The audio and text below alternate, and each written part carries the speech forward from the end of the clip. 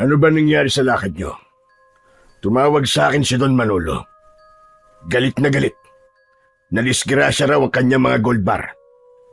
Pasensya na po, General. Hindi naman po namin alam na hindi pala nasusuhulan ng pulis na umahawak sa kaso eh. Isa pa, nakialam na naman. Baka nakakalimutan nyo. Wala kayo ngayon sa kanilalagyan nyo, kundi dahil sa akin. Mga wala kayong silbi. Lahat kayo'y umaasa ng kabuhayan sa akin. Bakit nakalusot pa rin ng pulis na yon? Nagiging inutil na yata kayo ngayon na. Marami akong ipinagawa sa inyo noon at nagawa naman ninyo ng maayos ang lahat. Alex, ipaliwanag mo sa akin, bakit nagkaroon ng bulilyaso sa ginawa niyong pagbabantay sa truck na may dala ng mga gold bars? Ano na lamang ang sasabihin sa akin ng mga kliyente na pinoprotektahan ko kung ang mga tauhan ko ay isang tambak na mga palpak? Kinlaro naman po namin ang lahat, General eh. Kung tutusin nga po, talagang walang kalusot-lusot ang gagamitin sana natin sa pagtatransport. Pero dahil sa pagmamarunong ng isang lalaking kumakalaban sa grupo natin, nagkandaletse-letsen lahat. Marami sa mga tauhan natin ang namatay at may mga sibilyan pang nadamay. Sabihin mo, sino ba ang lalaking yon? Si Lito. Si Lito po, General. Lito. Puro na lamang si Lito. Sawang-sawa na ako sa pangalan ng hayop na yan. Napatay niyo ba? Hindi po, General eh. Buhay pa siya. Pero sisiguraduhin ko po sa inyo na magiging maikli na ang buhay niya ngayon dahil sa atraso niya sa akin. Hindi sinasabi yan. Ginagawa yan, Alex. Matagal nang pinapasakit ni Lito ang ulo ko. Ayoko sa susunod sumama pa siya sa panaginip ko.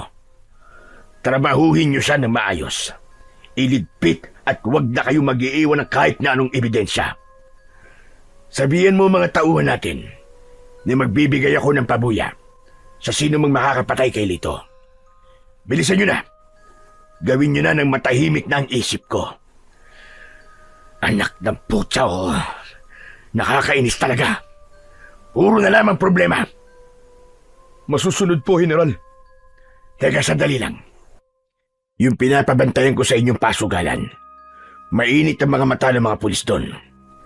Timbrihan mo si Kapitan na lumipat sa ibang pwesto. Ang gusto ko, hindi na ulit kayo papalpak. Opo, General. General, ano po pala ang plano niyo ngayon? Uuwi na po ba muna kayo sa mansyon? Hindi mo na ako uuwi. Kailangan ko pang hintayin na dumating ang mga kontrabando. Lalo na yung ipinagbabawal na gamot. Dating gabi, magpapain tayo ng mga tauhan natin para naman bumango-bango ang pangalan ko sa balita. Matagal-tagal na rin na hindi napapasama ang pangalan ko sa mga dyaryo. Para naman magmukhang totoo na ginagampanan ko ang tungkulin ko bilang isang magiting na general. Tama po kayo. Ligtas pa rin po ang iniingatan yung pangalan, General. Sige po, tatawag na lamang po ako sa inyo. Ang may 50 taong gulang na si Cesar ay 3 taon nang magiting na general ng kapulisan. Dahil sa mga malalaking sindikatong kanyang nahuli at nabuwag nung siya ay gumaganap sa kanyang tungkulin. Mabagsik, malupit at walang patawad kung pumatay ng mga kawatan. Lahat ay natatakot na kalabanin siya dahil sa angking husay niya pagdating sa pakikipaglaban, lalo na sa paghawak niya ng baril. At ngayon ay may sarili na siyang grupo na ang husay ay katumbas ng SWAT ng Pilipinas na kung tawagin naman nila ay Batalyon Jungler. 5 beses din siyang nagkamit ng parangal bilang isang sharpshooter ng Pilipinas. Nakipagtagisan pa noon sa iba't ibang bansa para sa nasabing titulo. Pero lingid sa kaalaman ng lahat, isa rin siyang protector syndicate. Milyon-milyon ang kinikita niya sa loob lamang ng 1 linggo. At dahil sa pagkakasilaw niya sa salapi, mas lalo siyang naging masama. Kaya hindi maiiwasan na marami na sa mga nagiging kalaban niya ang naghahangad na mapabagsak siya. Karamihan sa mga yon ay mga kabaro din niya na mga halang din ang bituka na kayang magpakamatay para lamang mapatay siya. Pabagsak niyang ibinaba ang dyaryo nang mabasa niya ang balita tungkol sa pagkakakumpiska ng gold bars kahapon. Buwisit na balita na yan. Wala na ba itong katapusan? Hoy, ikaw, Isko. Tawagin mo nga si Alex. Sabihin mo na unahin mo ng patahimikan ng reporter na nag-uugnay sa pangalan ko. Gawan ka mo ng paraan. Pabihira na yan, oh. Tatanda ko nito ng maaga kapag laging problema na lamang ang nangyayari sa paligid ko. Dala ng matinding galit ay nilamukos niya ang hawak niyang dyaryo at itinapon sa labas ng bintana ng kanyang sasakyan. Saka nagsindi ng kanyang sigarilyo at tiimbagang na napatitig sa labas ng bintana. Bigla niyang nahawakan ang kanyang kwintas na gawa sa asero. Bigay pa yon ng kanyang ama bago ito namatay sa kamay ng mga tulisan na umambush sa sinasakyan nito. Isang pulis at tapat sa serbisyo ang kanyang ama.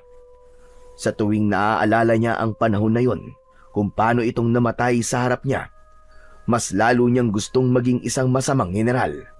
Dahil alam niya, nasa mga pulis mismo na kasama ng kanyang ama nagsimula ang lahat. At ang mga ito mismo ang nagpapatay sa kanyang ama. Kaya ang pagiging tapat sa serbisyo, katangahan lamang yun. Kita mo na, Tay, isa na akong general ngayon. Ganito dapat ang ginawa niyo dati. Di sana'y buhay pa kayo hanggang ngayon. Palagi niyang sinisisi ang kanyang ama sa nangyari dito. Dahil magmula nang mamatay ito, ay naghirap silang mabuti ng kanyang ina hanggang sa mamatay ang kanyang ina dahil sa gutom at sakit. Ilang beses siyang nagpalipat-lipat ng pangangalaga sa mga taong hindi naman marunong magmahal ng anak. Hanggang sa matagpuan niya ang pulis na umampon sa kanya. Ito ang nagpamulat sa kanya ng ganitong gawain. Hanggang sa dumating rin ang araw na pinatay din ito ng kapwa-pulis nito na isang babae. Yun na rin ang naging dahilan kung bakit wala siyang seneryosong relasyon. Kapag gusto niya ng isang babae, ay pumupunta lang siya sa isang nightclub na sakop ng kanyang pinoproteksyonan. Napapangiti na lamang si Cesar kapag naaalala niya ang sarap ng buhay na tinatamasa niya ngayon. Maya-maya pa ay tumunog naman ang kanyang telepono at ang nasa kabilang linya ay si Alex. Hello po, General. Hawak na po namin si Lito. Ano pong gusto niyo gawin namin sa kanya? Magaling. Hindi talaga ako nagkamali sa iyo, Alex. Nasaan kayo ngayon? Hintayin niyo ako dyan. Ako mismo ang papatay sa inayupak na yan. Nandito po kami sa dating hideout, General. Hihintayin po namin kayo dito. Isko, sa hideout. Doon tayo. Bilisan mo. Mabilis na itinapon ni Cesar ang hawak niyang sigarilyo, saka isinarado ang bintana ng kanilang sasakyan. Saka naman binuhay ni Isko ang makina ng kanilang SUV. Kasunod ang kanyang mga tauhan na palaging nakabuntot sa kanilang sasakyan. Halos wala pang isang oras ay narating na nila ang kanilang hideout. Isang maliit na bahay na gawa sa bato at makaluma ang estilo ng lugar na pinagdalhan ng kanyang mga tauhan. Dito nila madalas ginagawa ang pagpaslang sa mga taong kumakalaban sa kanyang grupo. Malayo ito sa mga bahay at nasa gitna ng palaisdaan. Kahit na anong gawing pagsigaw ng kanilang mga nagiging bihag ay walang makakarinig dito. Malalaki ang mga hakbang ng kanyang paa na diretso siya sa basement ng bahay. Tumambad sa kanyang paningin ang nanghihinang si Lito habang nakagapos ito sa bangko.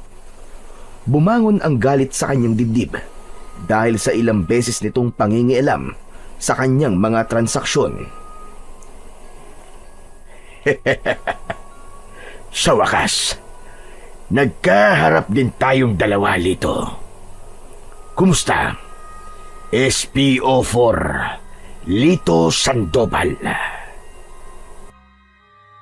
Hayop ka. Talagang di ako nagkamali. Ikaw ang may pakana nito. Magbabayad ka sa akin. Kapag nakawala ko rito, lintik lang ang walang ganti.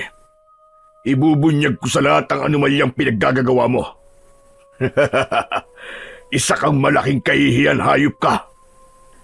Anong kahihiyan ang pinagsasasabi mo? Para namang ang linis-linis ng gawain mo. Marami rin akong nalalaman sa'yo. Ang ipinagtataka ko lamang kung bakit mas gusto mong pinakikialaman ang buhay ko. Isa kang inggiterong pulis tagahaman. Nakakalimutan mo yata kung sinong binabangga mo. Mamamatay ka rin sa mga kamay ko, hayop ka. Yun ang hindi ko kakalimutan, General. Yun ay kung mabubuhay ka pa, Lito. Marami na akong iniligpit na mga katulad mong hindi marunong makontento sa sariling kita. At pati ang diskarte ng iba ay pinakikialaman pa. Huwag kang mag-alala. Magkakaroon ka naman ng pakinabang kapag namatay ka na eh. Bubusugin mo mga alaga kong buwaya. Yun ang nararapat sa mga taong may itim ang budhi na kagaya mo. Mas maitim ang budhi mo sa akin, General. Peking general na nagtatago sa maskara mo bilang isang santo. Yun pala, ay ginagamit mo lamang ang batas para sa pansarili mong kapakinabangan. Talaga palang matapang ka eh. Kung naiinggit ka sa diskarte ko, humanap ka na sa'yo. Hindi yung pinakikialaman mo pa ang mga negosyong nasasakupan ko. Siguro ay ikaw rin na may pakana sa pasugalan ko na natuntun ng mga pulis, ano? Sumagot ka. Hindi lang yan ang kaya kong gawin, General. Dahil pababagsakin talaga kita. Walang makakapagpabagsak sa akin, Lito. Isa akong general. Pader ako. At sino naman ang maniniwala sa'yo? Lumapit si Cesar sa harap ng lamesang kinauupuan ni Lito. Binunot niya ang paborito niyang patalim na palagi niyang inilalagay sa kanyang paa. Inilantad niya yon sa harapan ni Lito. Bakas sa mukha ng lalaki ang matinding takot. At kahit nakagapos ito, ay nagpupumilit pa rin itong makawala sa pagkakatali. Anong gagawin mo? Hayop ka talaga! Huwag kang matakot. Baka magkandaihi ka niyan sa pantalon mo. Papatayin lang naman kita at ipapakain kita sa buwaya na nasa kabilang palaisdaan. Malinis ang ebidensya. Walang fingerprints at wala rin palatandaan na dito ka namatay. Dahil wala namang nakakita sa'yo nang kinuha ka ng mga tauhan ko eh. Malinis ang aking pangalan at mahusay ang aking mga tauhan. Madali na nilang magagawa ng paraan ang magiging dahilan ng pagkawala mo. Hindi ko dudungisan ang kamay ko sa isang katulad mo lamang. Alex, ikaw na ang bahala sa ungas na ito.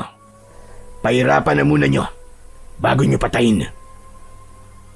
Bago umalis, ay pinagsususuntok na muna ni Cesar ang mukha ni Lito. Sabay talikod niya at kinindatan niya si Alex habang nakangiti ito. Sa kanya muling isinuksok ang kanyang patalim sa kanyang paa. Saan ka pupunta? Bumalik ka rito! Hindi niyo to pwedeng gawin sa akin! Huwag ka nang mag-aksaya ng lakas mo, Lito. Ipagkakait mo ba ang mga laman loob mo sa mga buhaya? Habang naglalakad siya palabas ng bahay, ay naririnig pa rin niya ang malakas na sigaw ni Lito habang panay ang pagmumura. Itinaas niya ang kanyang kanang kamay na parang nagpapaalam siya rito. Pagbalik niya sa garahe, ay mabilis din na pinaandar ni Isko ang kanilang sasakyan, kasama ang kanyang tauhan na palaging nakasunod sa kanya. 2 motor ang nasa unahan ng kanyang sasakyan at 4 naman na van ang nasa hulihan ng kanilang SUV. Lahat yun ay punong-puno ng kanyang mga tauhan, habang ang mobile car naman ay naiwan kay Alex. Pagkalipas ng ilang oras, ay nakarating na siya sa kanyang mansyon. Pagdating niya roon, ay may mga pulis din na naghihintay sa kanya. Mataas ang respeto ng mga ito sa kanya, na ang iba ay wala pang alam sa kanyang mga lihim na gawain. Magaan ang kanyang pakiramdam Dahil sa wakas ay nawala na rin ang tinik sa kanyang lalamunan. Pagkatapos maligo ay nahiga naman siya sa kanyang kama at kagad na nakatulog. Malaki ang tiwala niya kay Alex na magagawa nitong patayin si Lito. Kaya naman, malalim na agad ang kanyang tulog dahil sa maghapong paggala niya sa buong syudad ng Maynila. Laging ganun ang kanyang ginagawa at bihira lang siyang magpahinga. Kaya't kinabukasan, pagkagising niya ay naghanda naman siya papunta sa kanyang rest house sa Batangas. Bibisita muna siya sa presinto kahit hindi naman kailangan. Inaalam lang niya kung ano ang mga update sa bawat pasugalan na naka-line up para sa pagsasagawa ng mga raid kuno. May tao rin siya na taga-timbre sa kanya para maunahan niya ang mga pulis sa gagawing raid. Si Alex naman ang kanyang ginagamit para magawa ang pagpapasikat muli sa kanyang pangalan. Kaya naman, mula sa kanyang rest house ay sinusuri naman niya ang mga dumating na high-powered gun na nanggaling pa sa iba't ibang panig ng bansa. Lahat ay dumadaan sa kanya bago i-deliver kay Don Manolo. Mukhang maganda ang pagkakagaya sa Magnum 357 na. Mahusay ang nakuha niyong bagong kliyente. Matutuwa na naman sa atin ang mga partners natin ito. O Alex, kumusta ang ipinagawa ko sa iyo kahapon? Malinis na ba ang basura? Malinis na po, General. Naibaw na po namin ang balahibo ng manok. Wala na pong ebidensya. Busog na busog po ang alaga po niyong buhaya. Magaling, magaling, magaling. Maaasahan ka talaga, Alex. May bonus ka sa akin. Manok ang tawag nila sa mga taong pinapatay nila. Yun ang kanilang palatandaan kapag tungkol sa pagpatay ang kanilang pinag-uusapan. Sunod naman na hinawakan ni Cesar ay ang bawal na gamot na nakalagay sa mga peking prutas. Tinikman niya yon bago ipinasa sa mga tauhan ng kanyang mga kliyente na si Don Manolo. Lahat ng negosyo ng matanda ay protektado niya. Kaya pagkatapos ng nangyari ngayon, nahawak na niya ang lahat ng mga transaksyon ng matanda. Mas lalong dadami ang perang papasok sa kanyang account. Kaya malapad ng ngiti ang kanyang pinakawalan bago niya iniwan ang kanyang mga tauhan sa rest house. Sa isa sa mga bahay sa Batangas, dumiretso si Cesar. Hindi siya nagsasama ng mga tauhan sa bahay na yon dahil siya lang ang nakakaalam sa lugar na yon. Dito siya pumupunta kapag nakakaramdam siya ng pagod sa kanyang trabaho. Siya na rin ang nagmaneho ng kanyang sasakyan.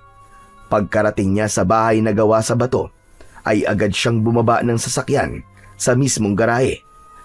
Pagkasara sa kanyang sasakyan, ay naramdaman naman niya ang malakas na pagpalo ng matigas na bagay sa kanyang batok. Hindi siya kagad nawalan ng malay dahil kasama yon sa mga pinagdaanan niya nang siya ay sumabak sa matinding pagsasanay.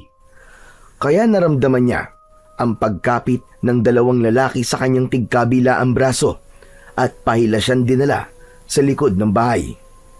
Batay sa mga anino na nakikita niya dahil sa liwanag ng ilaw galing sa poste, ay nasa 8 mga kalalakihan ang sapilitang nagsakay sa kanya sa nakaparadang van sa kabilang gilid ng kanyang bahay. Halatang alam na alam ng mga ito kung anong oras siya matsyempuhan. Makikita rin sa mga upos ng sigarilyo na nakakalat sa sementadong kalsada na matyaga siyang hinintay ng mga ito. Inihagis siya sa loob ng van bago pinukpok ang kanyang muka ng puluhan ng mahabang baril hanggang sa tuluyan ng nagdilim ang kanyang paningin. Hindi niya alam kung gaano siya katagal nakatulog, pero nagising siya sa malamig na tubig na ibinuhos sa kanyang katawan. Naramdaman niya na nakagapos ang kanyang kamay sa upuang gawa sa kahoy. Ramdam din niya ang sandalan sa kanyang likod na may mga pako na tumutusok-tusok sa kanyang balat. Alam niyang nasa panganib ang buhay niya ng mga sandaling yon. Sinubukan niyang magpumiglas, pero sa dami ng tali na nakapalupot sa kanyang katawan, imposibleng makawala pa siya. Habang ang mga halakhakan ng mga kalalakihang dumukot sa kanya ay tila nakakabingi na parabang inaapakan ang kanyang pagkalalaki. Mga hayop kayo! Sino kayo? Hindi niyo ba ako nakikilala? Pakawalan niyo ako rito! Kung hindi, pagsisisihan niyo ang ginawa niyo ito sa akin. Mas lalong lumakas ang tawanan. Hindi niya makita ang mga lalaking nagmamay-ari ng masasayang boses dahil nakapiring ang kanyang mga mata. Maya-maya pa ay may narinig siyang yabag ng paa papalapit sa kanyang upuan. Paika-ika ang lakad na parang may iniindang sakit sa paa. Bigla niyang naramdaman ang kamay ng lalaking nagtanggal sa kanyang piring at gano'n na lamang ang panlalaki ng kanyang mga mata nang makilala kung sino ang nasa kanyang harapan. Ikaw, hayop ka! Buhay ka pa! Siyempre, masamang damo ko eh. Ginamit ko ang utak ko para makatakas sa mga bobo mong tauhan. Pati ikaw, naisahan ko. Hindi mo nga nahalata na may tauhan ako sa mga tauhan mo. Siyempre, yung buhaya na pinaghagisan ng magaling mong tuta, ayun, pinakain ko lang naman ng granada. Sa'yo sana yun eh. Kaya lang, kulang pa ang pagpatay ko sa'yo para makabayad ka sa atraso mo sa akin. Siya nga pala, bago ko makalimutan, naalala mo ba sinabi ko na kapag nakatakas ako, lintik lang ang walang ganti. Kaya heto na, aanihin mo na ngayon ang ganti ko. Tumayo si Lito sa harapan ni Cesar. Nagsuot ito ng liabe sa kamay. Malalakas na suntok ang tumatama sa kanyang dibdib. Halos nahirapan siyang huminga dahil sa liabe na tumatama sa kanyang dibdib at muka. Maya-maya pa ay kinuha nito ang kalibre 45. Hinampas siya nito sa kanyang muka hanggang sa umagos ang dugo sa kanyang pisngi at labi. Idinura niya yon at matapang na sinalubong ang masamang tingin ng lalaki sa kanya. Talagang desidido si Lito na patayin siya. Ni hindi ito natatakot sa kung ano ang katayuan niya sa pulisya. Baka sa mga mata nito ang matinding galit. Ang totoo ay iniutos sa akin ng kabilang grupo ang pagpatay sa'yo. Masyado na malaki ang nawawala sa kanila dahil iba ang binibigyan mo ng proteksyon.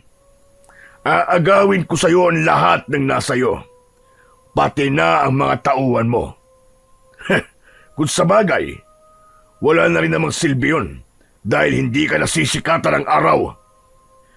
Huwag kang magsalita ng tapos, Lito. Sana pala, ako na mismo ang pumatay sa iyong hayop ka. Dahil sa oras na makawala ko rito, hindi ko nahahayaang makawala ka pa. Wala nang sana-sana dahil wala ka ng pagkakataon para kumanti sa akin. Isa ka na ngayong inutil na general na nakabalandra sa sarili mong basura.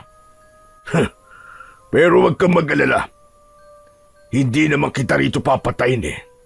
Dadalhin ka namin sa lugar kung saan walang makakakilala sa'yo.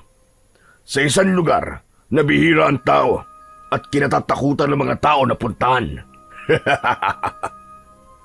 Kumuha si Lito ng mahabang yantok at paulit-ulit na pinaghahampas sa ulo si Cesar.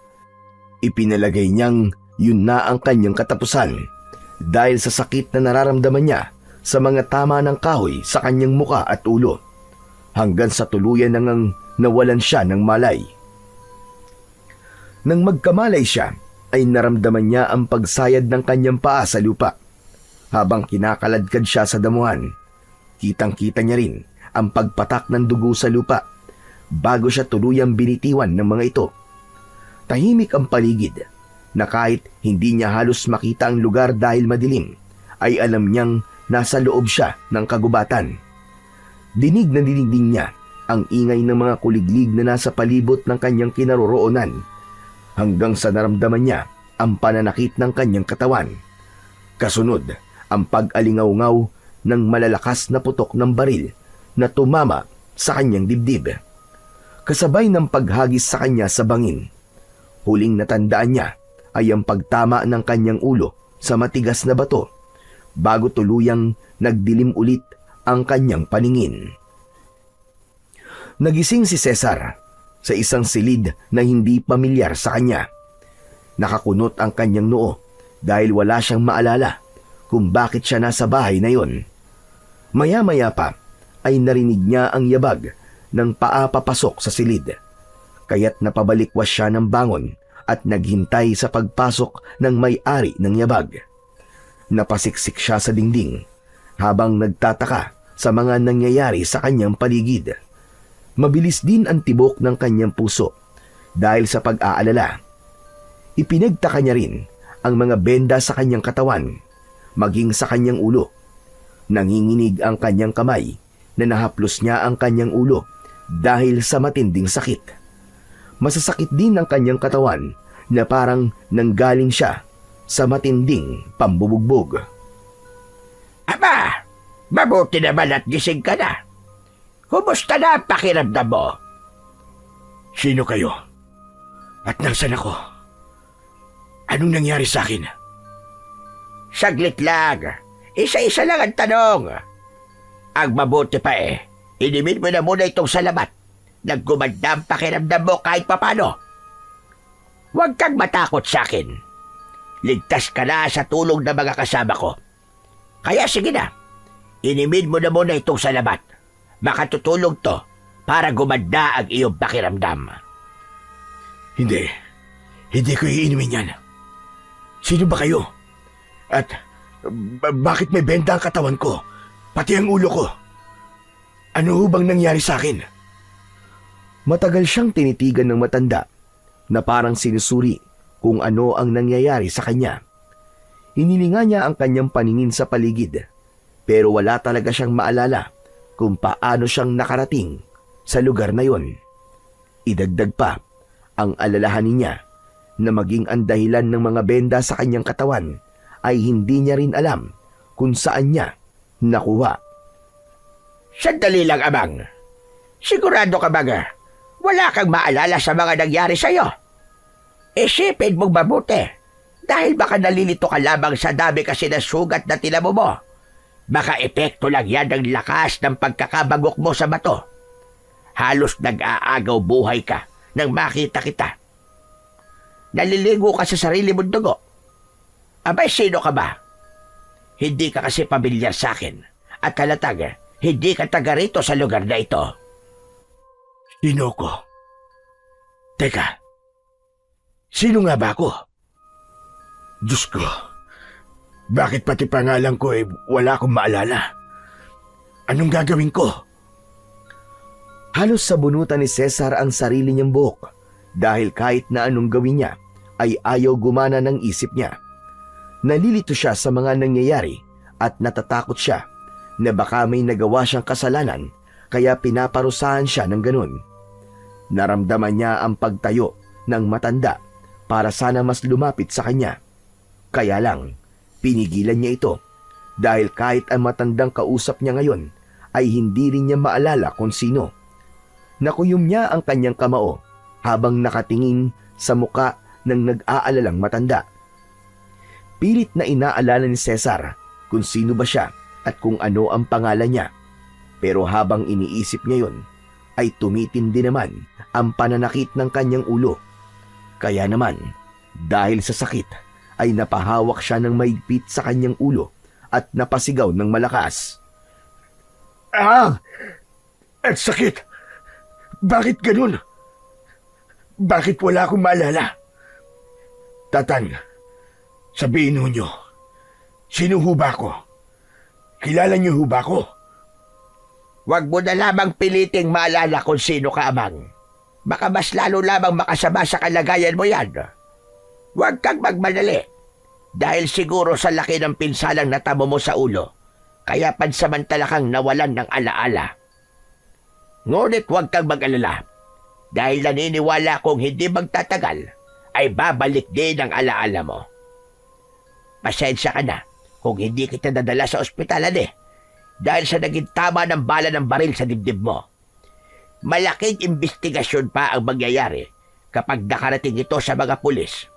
Baka maging dahilan din yon para makarating pa sa mga taong gustong pumatay sa'yo na buhay ka pa hanggang ngayon.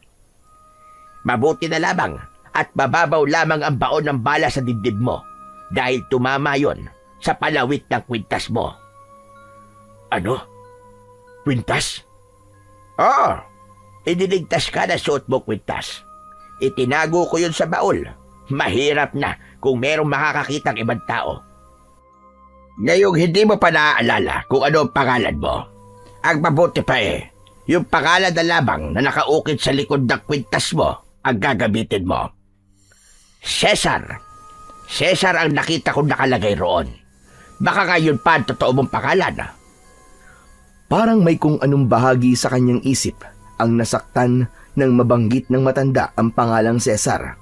Siguro ay yun nga ang kanyang pangalan. Kaya naman, napatango na lamang siya sa matanda bilang pagsang-ayon. Sa kanya lamang napagmasdan ang itsura ng matanda. Mahaba ang kulay puting balbas at buhok nito. May hawak itong tungkod at may suot na sayang puti. Kung titignan, para itong nasa 100 taong gulang na dahil sa kulubot nitong balat. Iniabot nito ang baso na may laman na salabat. Nanginginig ang kanyang kamay na tinanggap yon. Saka dinala sa kanyang bibig at sinimsim ang laman nun. Gumuhit ang anghang at init sa kanyang lalamunan. Kaya naman, naramdaman niya ang pagganda ng kanyang pakiramdam na parang binigyan siya ng kakaibang lakas. Habang wala ka pagbaalala sa pagkatao mo, mas makabubuting dumito ka na muna sa bahay ko. Gaano na ho ba ako katagal na nasa bahay nyo? Saka, hindi ko pa rin ho kayo kilala. Sino ho ba kayo, Tatang? Ako si Kakang Teban, isang albularyong ermitanyo. Halos 1 linggo ka nang walang balay dito sa bahay ko. Marami ang mga taong nagtutulog-tulog para bantayan ka. Lahat sila ay gabi-gabi na nagpapalitan sa pag-aalaga sa'yo. Mamaya lamang makikilala mo na sila. Marami pong salamat sa pagkakaligtas nyo sa akin, Kakang Teban. Nasaan po ba ako ngayon? Anong lugar po ba ang napuntahan ko? Naririto ka sa Mindanao, Cesar. Sa liblib na baryo ng Hulo. Batay sa napapansin kong punto ng pananalita mo, halatang hindi ka taga rito. Siguro galing ka pa ng Maynila na itinapon sa baryo namin. Marami ang itinatapon na katawan sa baryong ito. Palibhasa ay kagubatan, kaya ginagawa na lamang nilang tapunan ng mga patay. Swerte ka, dahil ikaw lamang ang nakaligtas sa lahat ng mga biktima ng mga taong ito.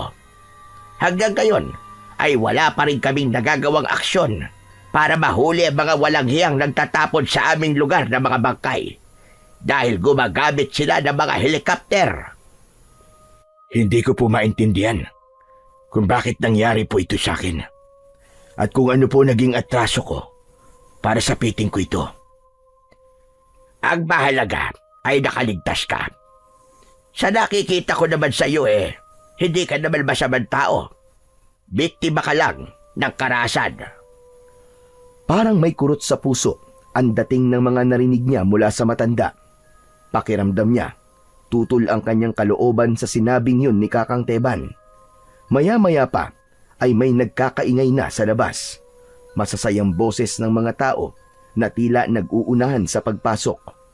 2 babae at 3 lalaki na halatang may mga asawa na. Nakangiti ang mga ito nang makita siya. Ang babaeng mahaba ang buhok ay napayakap pa sa gilid ng pintuan habang nagpapapungay ng mga mata sa kanya. Sinabi nitong gising na raw ang pinakapoging lalaki na nakilala nito. At dahil sa kabutiang loob ng mga ito, tumayo siya at lumapit sa mga ito para magpasalamat. Ang isa pang ang babae na hindi napigilan ang sarili ay napayakap pa sa kanya ng maigpit dahil sa labis na tuwa. Kaya muli niyang naramdaman ang pagkirot ng sugat niya sa dibdib na kaagad din namang napansin ng matanda. O siya, tama na yan! Hindi pa masyadong magaling ang pasyente nyo. Inaasahan ko na walang ibang makakaalam ng tungkol sa kanya. Lalo pa, at wala siyang maalala tungkol sa nakaraan niya. Nagkakaintindihan ba tayo? Marami nga po palang salamat sa pagkakaligtas niyo sa akin. Asahan niyo po, nasusuklian ko po lahat ng kabutihang ipinakita niyo sa akin. Muli siyang naupo sa katre na gawa sa kawayan, pero hindi kagad umalis sa kanyang harapan ang 5 mga bisita. Nagkakatinginan ang mga ito bago muling titingin sa kanya. Baka sa mukha ng mga ito ang matinding pag-aalala. Pakiramdam niya ay may gusto itong itanong sa kanya na hindi lang nito magawang simulan. Sige na, sige na. Hayaan na nating makapagpahinga na muna si Cesar. Hindi pa siya lubusang magaling. Sige na, Cesar. Magpahinga ka na muna. Iiwan ka na muna namin. Marami pa kaming dapat na asikasuhin. Nang mawala sa kanyang paningin ang mga tao, ay saka lamang bumundol ang kaba sa kanyang dibdib. Nag-aalala siya na baka tuluyan nang wala siyang maalala tungkol sa kanyang nakaraan. Mabilis niyang pinagmasdan ang kanyang kamay sa pag-aakalang may wedding ring siyang suot na makapagpapatunay na may pamilya siyang naiwan. Saka lang siya nakahinga ng maluwag nang makitang malinis ang kanyang daliri at walang bakas na may suot siyang singsing. Sino ka nga ba talaga? Bakit wala akong maalala? Hindi niya namalayan na muli siyang nakatulog sa katre habang nakaupo. Nagising na lamang siya sa pagkakaroon ng malakas na ingay sa labas ng bahay. Humihingi ng tulong, maging ang natatarantang boses ng matanda ay naririnig din niya. Mabilis siyang napabalikwas sa pagkakaupo at kaagad na lumabas ng kanyang silid. Tumambad sa kanyang paningin ang mga nilalang na pilit pumapasok sa bakuran ng matanda, habang ang mga tao ay takot na pilit hinaharangan ang tarangkahan ng bakuran. May mga hawak ang mga ito na itak, kaya lang dahil sa takot sa mga nilalang ay mas pinipili ng mga ito na manatili na lamang sa loob ng bakuran. Mabilis pa sa kidlat na lumapit si Cesar sa mga nilalang at para bang alam niyang may patalim sa kanyang paa. Nadukot niya yon nang walang kahirap-hirap. Tinalon niya ang bakod. Nang nasa labas na siya, ay isa-isa niyang inasintan ng kanyang punyal ang mga nilalang. Tumutulo ang malalapot nitong laway na may kasama pandugo, na kaagad na sumugod sa kanya para mangagat. Sa isang iglap, ay nagawa niya kagad na gilitan sa leeg ang mga nilalang. Bumagsak ang mga ito sa lupa habang umaagos ang kulay itim nitong dugo. Habang ang ilang mga asong gubat na nagtatangka na rin na sumugod sa kanya ay agad niyang napapatamaan ng patalim sa noo. Bago niya lalapitan ang mga ito at bubunutin ang bumaon niyang kutsilyo sa asong gubat. Pagkatapos ay hinarap naman niya ang isa pang pangkat ng mga nilalang na mukhang bangkay dahil sa naaagnas nitong mga katawan. Naiilagan niya ang bawat pag-atake ng mga ito at bawat bitaw niya ng kanyang patalim ay bumabagsak ang mga ito sa lupa habang nagkikikisay ang katawan. Kahit siya ay nagtataka kung paano niya yung nagagawa, pero dahil sa kagustuhan niyang matulungan ang mga taong nagmamalasakit sa kanya, ay gagawin niya ang lahat, mailigtas lang ang mga yon. Walang kahirap-hirap na naubos niya ang mga aswang.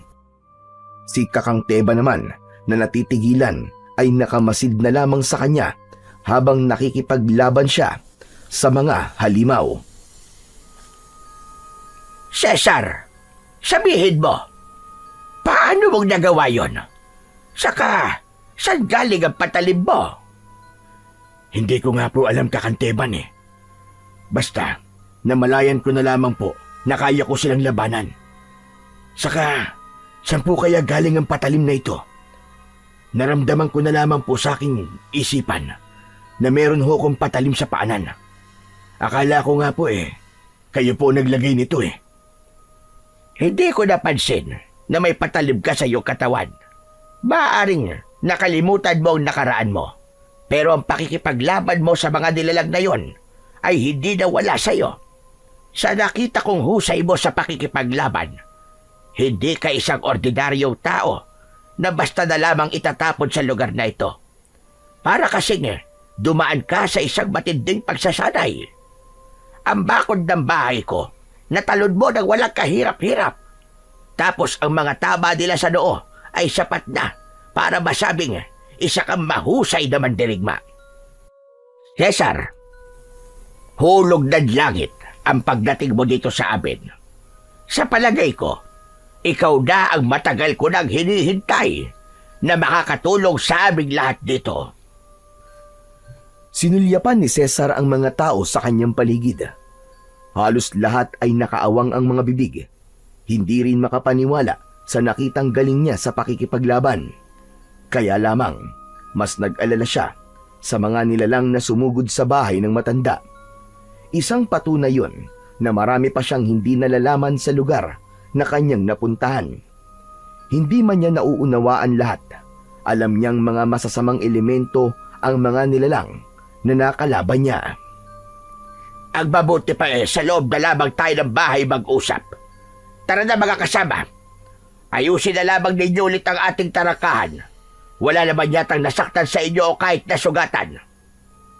Kung may nasugatan man po, Kakanteban, ano po mangyayari sa kanila? Mahahawa sila ng pagiging aswang ng mga nilalag na yon.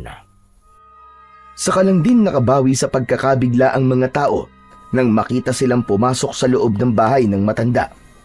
Pagkaupo ng matanda sa bangko na gawa sa uway, ay nakangiti itong napatingin sa kanya. Baka sa mukha ng matanda ang katuwaan na parabang nagkaroon ito ng pag-asa sa katauhan niya.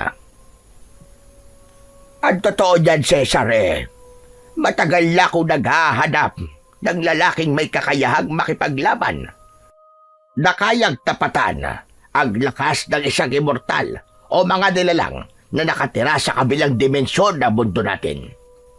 Matagal na naming iniiwasan ang pagsalakay ng mga aswang na dalahig. Sila ang mga kamag-anak ng mga amalanhig. Bukod sa kanila, ay meron silang pinuno na balak gawing aswang ang mga taong nakatira sa baryong ito. Kakaunti na lamang ang natitirang normal na tao sa lugar na ito, Cesar. Dahil sa pagpapatuloy na pananalasa ng mga aswang na yon. Natatakot ako na baka pati ang iilang mga tao na naninirahan dito ay maging isa na ring ganap na halimaw. Aswang na dalahig? Anong uri po sila ng mga aswang? Saka, bakit niyo po ito sinasabi sa akin? Dahil kailangan ko ang tulong mo, Cesar.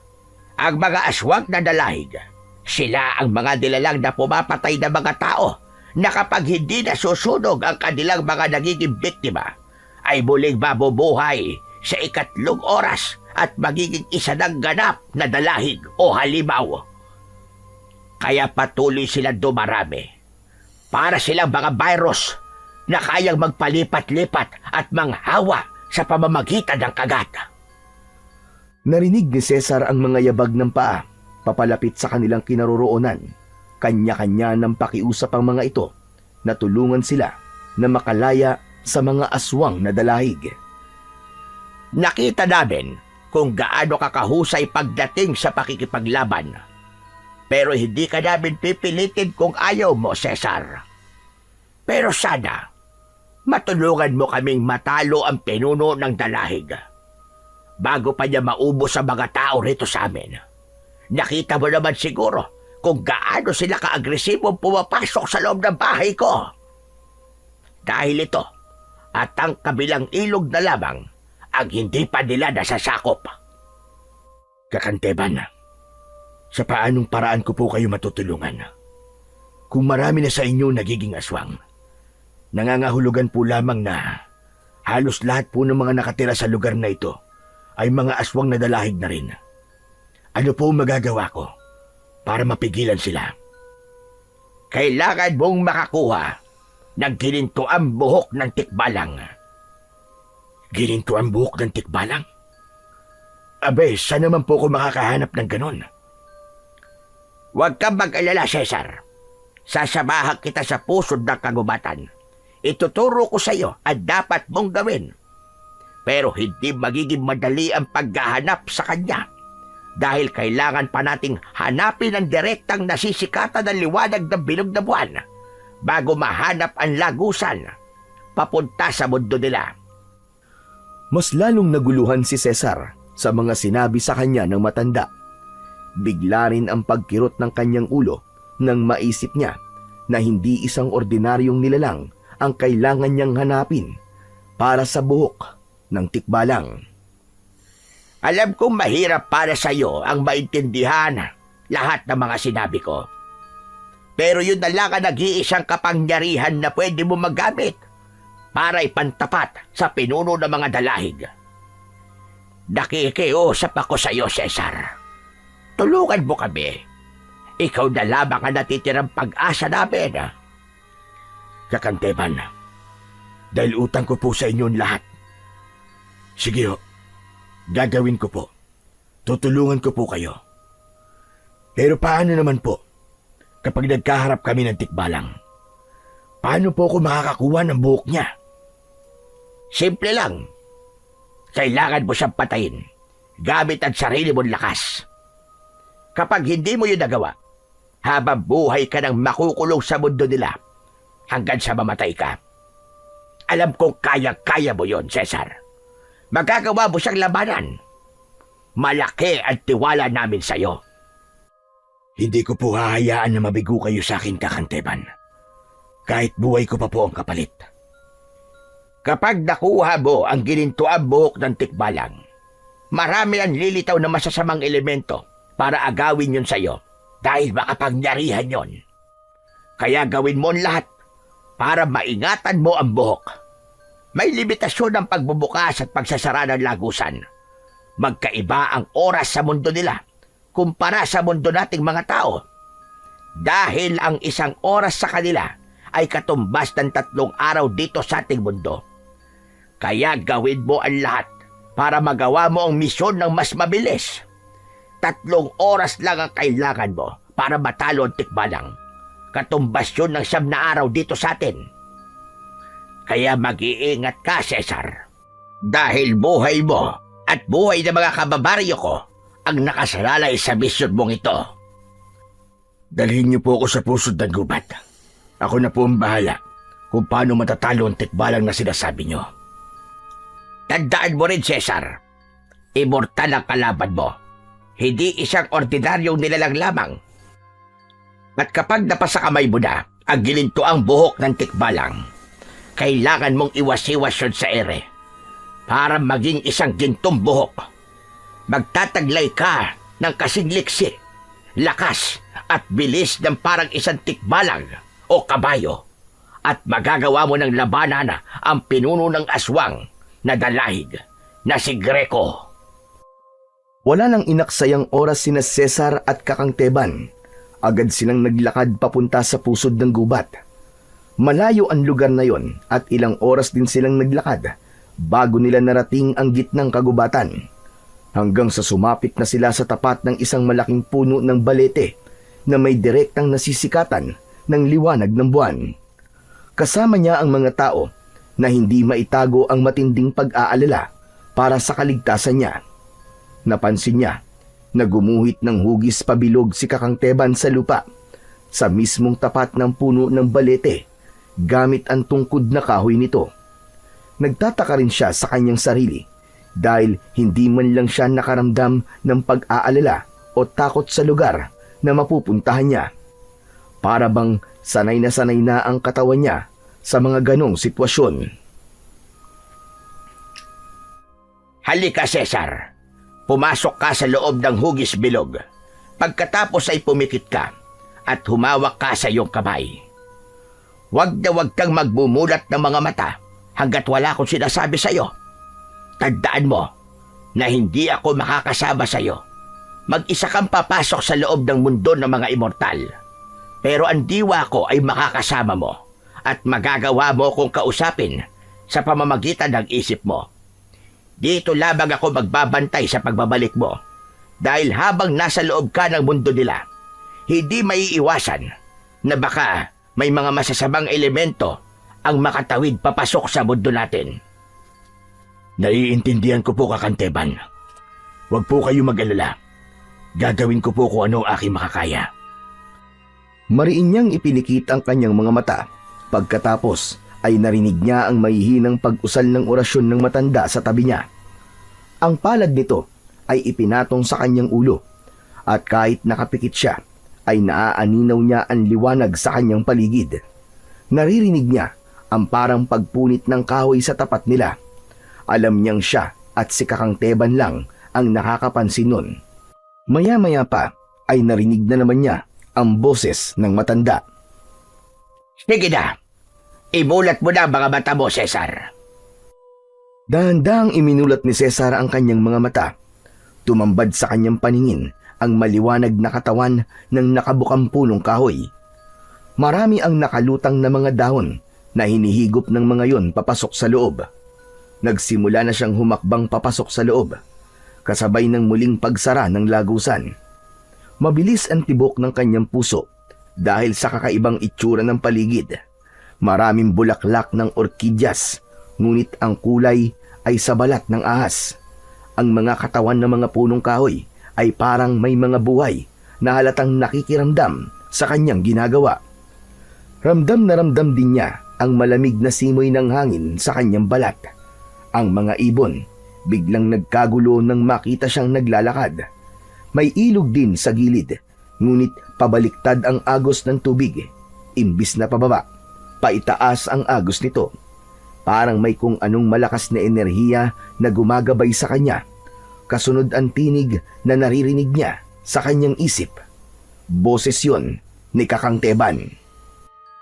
Cesar, sundan mo lamang ang mga sasabihin ko sa'yo. Huwag ka mag-alala. Kahit nasa labas ako at hindi kita kasama, ay magagawa ko pa rin makipag-usap sa'yo gamit ang aking kakayahan.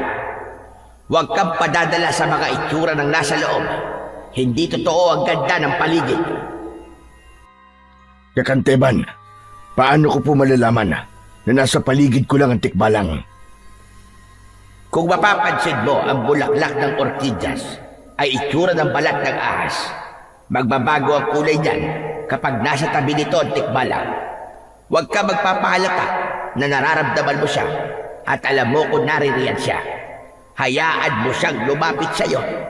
Nasa buhok din ng tikbalang ang kanyang kahinaan, kaya kailangan mong maging alerto. Bukod sa kanya, ay meron ka pang mga nilalang na makakalaban sa mundong yan. Hindi ka mali nito dahil bawat katawan ng puno na naririyan ay merong mga nakadikit na bulaklak ng orkidyas. Sila ang magsisilbi mong palatandaan. Pagkatapos ng kanilang pag-uusap ni Kakangteban, maingat na iniakbang ni Cesar ang kanyang mga paa papunta sa dulo ng daan. Luntian ang paligid na parang paraiso. Maya-maya pa ay napansin na nga niya na mabilis na nagbago ang kulay ng mga orkidyas. Nagkulay pula yun, pati na ang balat ng kahoy na pinagdikitan nito. Kampante lamang siyang naglalakad habang nakatungo dahil ang mismong anino nito ang naisip niyang paraan para madaling mahuli ang tikbalang. Cesar, mag-iingat ka. Nararamdaman ko na nakamasid lamang siya sa'yo. Pinag-aaralan niya ang bawat galaw mo. Ilang di pa lamang ang layo niya sa'yo. Sandali, huwag kang titingin sa likod mo para hindi siya makahalata. Kakanteban, paano niyo po ito nagagawa? Paano niyo po nalalaman ang sitwasyon ko dito sa loob? Minsan na ako napunta sa lugar na yan, kaya alam ko kung anong itsura ng paligid sa loob. Isa pa, ang diwa ko ay nasa loob ng isipan mo. Dahil sa orasyon na ginawa ko sa iyo kanina, isang beses lang pwede pumasok dyan. Kaya naisipan ko ang ganitong taktika para masamahan kita at makita ko na rin kung ano ang nangyayari sa iyo dyan sa loob. Hindi pa man nakakalayo si Cesar ay naramdaman niya ang pagbaon ng kuko sa kanyang likuran. Kasunod ng pagtalsik niya sa katawan ng isang punong kahoy. Bumagsak siya sa lupa nang nakadapa. Hindi pa siya nakakatayo ay umangat na naman ang kanyang katawan sa lupa at humampas na naman siya sa kabilang puno. Halos mapaigik siya sa sobrang sakit. Hindi niya nakikita ang kalaban. Nakikita lang niya ito sa anino. May hawak na pana ang tikbalang habang nakatutok sa kanya. Saktong pagbitiw nito sa pana ay nakailag naman siya sa tiyak na pagtama ng palaso sa kanyang katawan. Nahabol pa niya ng tingin ang pinagbaunan ng pana sa katawan ng puno. Sa anino lamang siya bumabase para makalaban sa tikbalang. Saktong pagsipa niya sa ere ay narinig niya ang pagbagsak ng nilalang sa lupa. Sakalang nalantad sa kanyang harapan ang nilalang na may kalahating kabayo at kalahating immortal na nilalang. Huwag kang titingin sa kanyang mga mata, Cesar. Kung hindi, ay mapapasailalim ka sa kanyang hipnotismo. Labanan mo siya ng patas. Ipakita mong kaya mo siyang talunin. Nagpakita na siya sa akin, Kakanteban, at nakakatakot po ang kanyang itsura. Huwag kang magpapahalatang natatakot sa kanya, Cesar. Yan ang magiging kahinaan mo laban sa kanya. Pagkatapos nun, nakita niyang dahan-dahang bumangon ng tikbalang, kaya halos malula siya sa taas ng nilalang na nasa kanyang harapan. Bukod pa ron, ang kanyang dibdib ay muling nanakit dahil sa pagtama ng kamao ng tikbalang sa kanyang dibdib. Wala nang ibang paraan. Kailangan ko nang gamitin ang aking punyal. Isa lamang sa ating dalawa ang mamamatay, tikbalang. At hindi ako yon. Ngumisi ang tikbalang na nagpalitaw sa malalagari nitong mga ngipin. Pati na ang mga halinghing nito na bahagya pang iniaangat ang unahang paa bago muling itinutok ang pana sa kanyang muka. Kaagad ditong binitiwan ang palaso para sana ay patamaan siya sa muka. Pero nagawa niyang maiwasan yun. Mabilis siyang umakyat sa puno bago niya inatake ng kanyang patalim ang tikbalang. Tinamaan ito sa braso, dahilan para mabitiwan ito ang pana.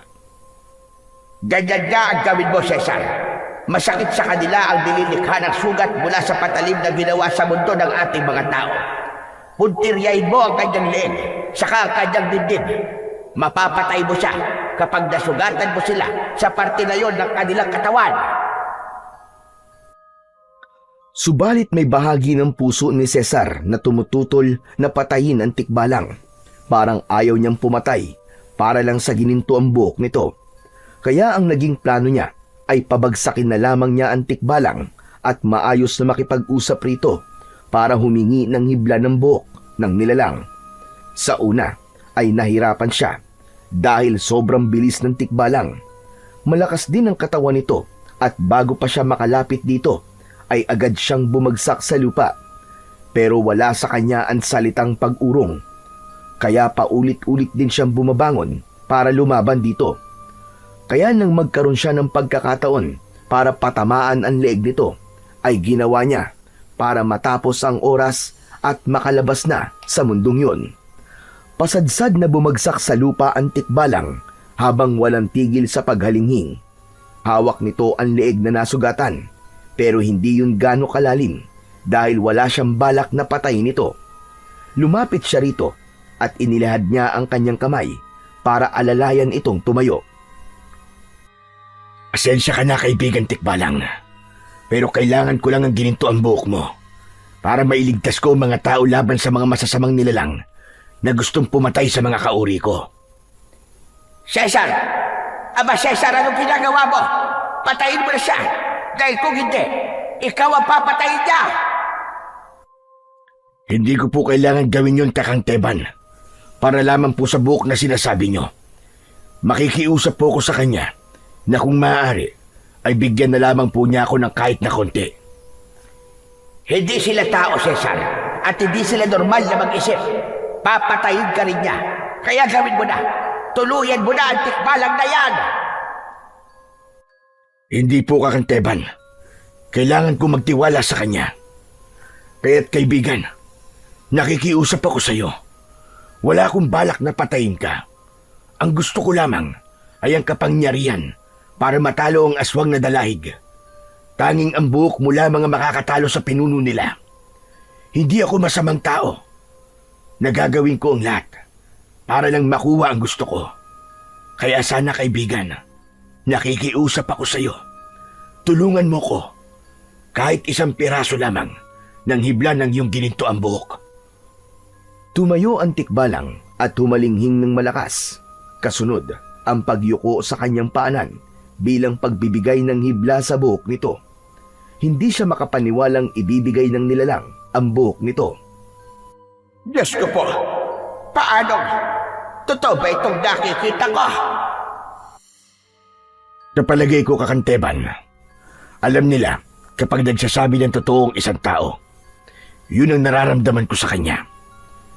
At ako lalabas na masama kung papatayin ko po siya ng walang dahilan, kapalit lamang ang kapangyarihan. Mabilis niyang pinutol ang buhok nito, saka iwinasiwas sa ere. Nagkulay ginto ito na may balot ng kulay dilaw na liwanag. Bukod pa ron, kasabay ng paglisan ng tikbalang sa kanyang harapan, ang pagsulpot naman ng malaking kabayo sa kanyang harapan. Kulay puti yun na lumuhod sa kanyang harapan, na parabang pinasasakay siya sa likod nito. Lahat ng kanyang pag-aalala ay nawala nang makita ang puting kabayo.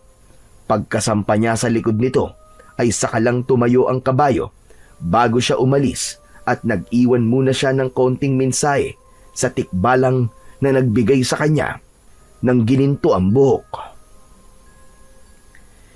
Maraming salamat sa iyo, kaibigan Tikbalang. Patawarin mo ko kung nagambala akong pananahimik mo. Alam kong ipinahiram mo lamang sa akin ang kabayong ito. Kapag natapos na ako sa misyon ko, ay ibabalik ko sa iyo ang alaga mo. Maraming salamat ulit sa iyo, kaibigan. Pagkasabi niya nun, ay muling nagbukas ang lagusan. Nagsimulang humakbang ang kabayo palabas sa katawan ng balete. Nakita niya si Kakangteban na mahimbing na natutulog sa pabilog na guhit. Alam niyang tumagal ng 1 oras ang kanyang pamamalagi sa loob, kaya 3 araw lang siyang hinintay ng matanda sa labas. Kaagad din ito nagising nang tumunog ang bibig ng kabayo. Nagmamadali ang matanda na bumangon at tuwang-tuwa nang makita si Cesar na dala ang gininto ang buhok ng tikbalang. Nagawa mo, Cesar. Nagtagumpay ka. Salamat po sa tulong niyo, Kakanteban. Pasensya na rin po kung hindi ko po ginawa ang inyong inutos. Hindi ko lang po talaga kaya na patayin ang nilalang na wala namang ginagawang masama sa akin. Huwag ka mag-alala. Masaya ako sa naging desisyon mo. Hindi mo ginawa mali na inuutos ko sa'yo.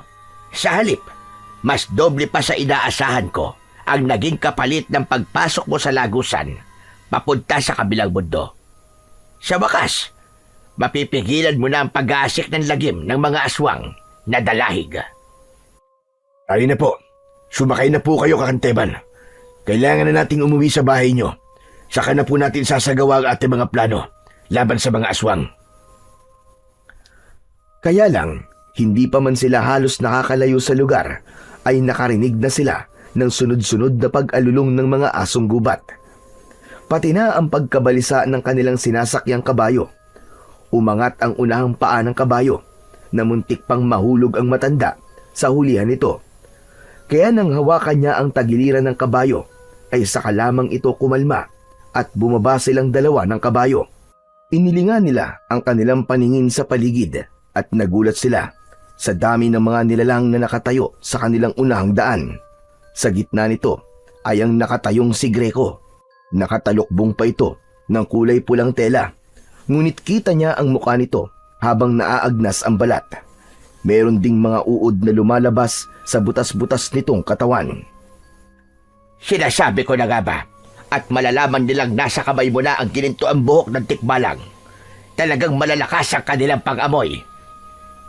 Hindi po ako natatakot sa kanila, Kakanteban. Ngayon pa ho, na nasa akin na po ang malakas na kapangyarihang may pangtatapat ko sa kanilang pinuno. Naramdaman ni Cesar ang hawak niyang buhok. Nag-iinit yun na parabang gumagapang sa buo niyang katawan. Naramdaman niya ang malakas na enerhiyang nanggagaling sa buhok ng tikbalang. Ang kabayo naman na walang tigil sa paghalinghing na parang nakahanda na rin na lumaban ay panay din ang pag-angat ng paa sa unahan. Sabay kaskas sa lupa at panay ang singa. Samantalang ang mga aswang na dalahig naman ay parang mga bubuyog na panay ang bulungan sa pag-angil na akala mo ay nakahanda na rin para umatake. Hindi nga nagtagal ay nagulat silang dalawa ni Kakang Teban nang biglang mag-anyong asong gubat ang mga aswang. Halos nag-aagawan ang mga ito sa pagsugod sa kanila. Humarang siya kay Kakang Teban para hindi ito masaktan ng mga asong gubat. Hindi niya inaasahan na ang buhok ng tikbalang ay biglang humaba na parang isang latigo. Malakidlat sa bilis na inihagupit niya yon sa mga kalaban. Gumuguhit sa hangin ang liwanag na taglay ng kanyang sandata at bawat tamaan ng malalatigo na buhok ng tikbalang ay mabilis na nag-aapoy ang katawan ng mga aswang at parabang natutunaw na kandila. Nakita yun ng pinuno ng mga ito kaya ito na mismo ang tumakbo para kalabanin siya. Hindi naman niya inaasahan na malakas ang pinuno kaya halos tumilapon siya sa kabilang gilid ng daan sa lakas ng epekto ng sipa ng pinuno. Natagalan siyang bumangon. Nagulat na lamang siya sa ginawa ng kabayo nang pinagsisipa nito ang mga asong gubat na panay ang sugod sa kanila. Kaya nagkaroon siya ng pagkakataon para muling tumayo at lumaban. Iwinasiwas niya ang kanyang sandata sa hangin at lumikhayon ng malaapoy na bola na tumatama sa katawan ng mga kalaban. Mag-iingat ka, Cesar. May kapangyarihang itim ang pinuno. Kaya gawin mo ang lahat para hindi niya maagaw sa iyo ang ginintoang buhok ng tikbalang. Nilapitan niya ang kabayo. Sa tulong nito ay nagawa niyang makatayong muli para lumaban. Habang ang mga alagad naman ni Greco ay pasugod na ulit sa kinaroroonan ni Kakang Teban. Pero mahusay rin naman ang matanda sa pakikipaglaban, kaya hindi na siya masyadong nag-alala. Ginamit niya ang buo niyang lakas para makalaban sa pinuno. Isang malakas na paggagupit ng latigo sa katawan ni Greco ang ginawa niya at tinamaan ito sa braso. Napaluhod ito sa lupa at mabilis din namang nakatayo para gumanti sa kanya. Umatake ito ng sipa sa kanyang tagiliran na hindi naman niya masyadong ininda. Sa halip, umikot siya sa ere at lumukso papunta sa kinatatayuan ng pinuno. Mabilis niyang ipinulupot sa leeg nito ang ginintoang buhok ng tikbalang. Hindi ito makagalaw na parang napapaso sa init na taglay ng hibla ng buhok ng tikbalang. Napasigaw ito sa sobrang sakit na nararamdaman. Hindi naman niya inaasahan na ang pagpalaho pala na yon ni Greco ay pagtatawag pa sa mas higit na maraming tauhan ito. Nagsiliparan ang mga natutulog na ibon sa mga puno nang dumagsa ang mga alagad ni Greco. Isang malakas na pagpalo ng buhok ng tikbalang ang pinakawalan ni Cesar laban kay Greco. Tinamaan niya ito sa likod na mas lalong ikinalakas ng pagsigaw nito. Galit na galit itong umatake sa kanya, kaya lang isang malakas na suntok ang pinakawalan niya. Tinamaan ito sa muka, katulad sa lakas ng sipa ng kabayo. Yun din ang epekto ng kanyang kamao na tumama sa katawan nito, kaya tumalsik ito at humampas sa puno. Tara na, Cesar. Umalis na tayo. Hindi natin sila kaya ngayon. Higit na mas marami sila kaysa sa ating dalawa. Wala pa sanang balak na umalis si Cesar, pero nakita niya ang mga dalahig na halos parami na ng parami ang pagsugod sa kanila. Mga nag-aagawan pa sa pag-atake, makalapit lang sa kanilang kinaroroonan. Lalo pa at alam na ni Greco na hawak na niya ang ginintoang buhok ng tikbalang. Kaya wala nang nagawa si Cesar kundi ang sumumpa sa likod ng kabayo saka muling pinatakbo papalayo sa lugar na yon. Habang dinig na dinig nila ang pag-angil ng mga aswang na dalahig. Ha! Kumapit po kayo mabuti, Kakang Teban. Hinahabol po nila tayo. Mabilis silang tumatakbo na para bang walang kapaguran. Dahil hindi sila marunong mapagod, Cesar. Ang gusto lang nila ay maghanap ng makakain at makapanghawa ng mga tao. Sumusunod labang sila sa utos ng kanilang pinuno na si Greco. Kaya kung mapapatay natin ang kanilang pinuno, saka lang din sila mamamatay at magbabalik sa dating anyo bilang isang malamig na bangkay. Nangyari ang lahat ng ito nang hindi inaasahan na si Greco ay makagat ng isang asong gubat na infected ng virus. Kaya nagkaroon ng aksidente sa pagsasalvage sana sa lalaki. Salvage? Kung ganun, nagsimula ang lahat sa isang aksidente. Ngunit paano nga? Dito itinapon ang katawan ni Greco. At sa hindi inaasahang pangyayari, merong asong gubat na nakatakas mula sa isang eksperimento. Itinurok nila sa katawan ng asong gubat ang kakaibang sangkap na droga. Hanggang sa nauwi sa pagiging halimaw nito. Bukod sa ipinagbabawal na droga, ay may laboratorio rin, ang planta na nakatayo sa gitnang kagubatan para sa mga scientist na gustong tumuklas ng kakaibang gamot. Gagawa sila ng virus at pagkatapos sila rin ang magbibigay ng kunwaring gamot para kumita sila ng limpak-limpak na salapi. Doon na nagsimula ang pag-aasik nila ng lagim nang magkabali sila sa kanilang pagsasanay. Nalaban namin na ang planta pala na pagawaan ng droga ay protektado ng isang masamang general na nakatira sa Maynila. Kaya hanggang ngayon ay hindi pa rin ito naipapasara. Marami na ang buhay na nasira. Marami ang namatay dahil sa kasamaan niya. At hanggang ngayon ay hindi pa rin napipigilan ang mga taong naaapektuhan ng virus. Kung ganun, kaya hindi na ipapasara ang planta dahil mataas na taon sangkot at nagpoprotekta sa ganitong kasamang gawain. Napakasama naman ang general na yon. Ang dapat sa kanya ay mamatay. Alisan ang kapangyarihan sa gobyerno. Napakuyom na lamang ng palad si Cesar habang maigpit na hawak ang tali ng kabayo.